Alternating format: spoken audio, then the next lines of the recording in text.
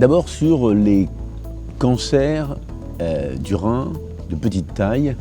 et l'apport de la technologie 3D avec les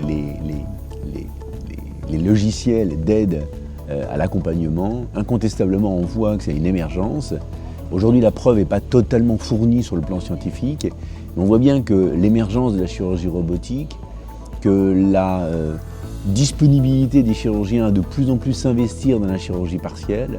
va faire qu'on va augmenter notre expertise dans la chirurgie partielle, même pour les tumeurs complexes, et que probablement l'apport de ces logiciels intégrés dans le robot pourrait être une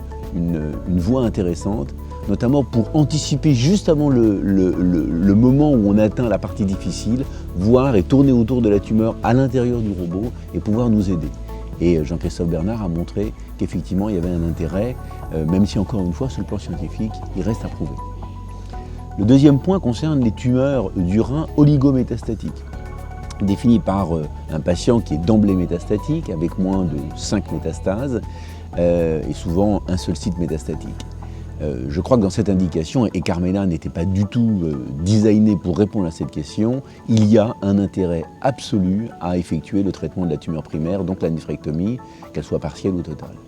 Et puis derrière, ces petites localisations métastatiques doivent être traitées, et c'est l'émergence des nouvelles technologies par soit de la chirurgie, soit de la radiofréquence, soit de la radiothérapie stéréotaxique. Mais quoi qu'il en soit, il faut essayer de traiter toutes ces métastases. Et quand je dis toutes, elles ne sont pas très nombreuses, mais vraiment les traiter et s'acharner à les traiter de façon complète. Car là, pour le coup, la littérature montre que le traitement complet de ces métastases permet d'avoir une meilleure survie et voire de se passer dans presque 30 à 50% des cas de l'apport des traitements systémiques.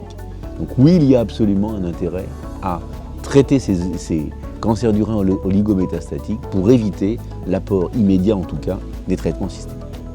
Et enfin, concernant le cancer du rein métastatique, il y a une évolution importante, puisqu'aujourd'hui, les deux standards du traitement du cancer du rein métastatique à cellules claires en première ligne sont soit l'association Nivo-IPI, réservée au cancer à pronostic intermédiaire et à mauvais pronostic, soit l'association Pimbro-Axi, qui, elle, peut être proposée à chacun des pronostics, bons, moyens ou mauvais.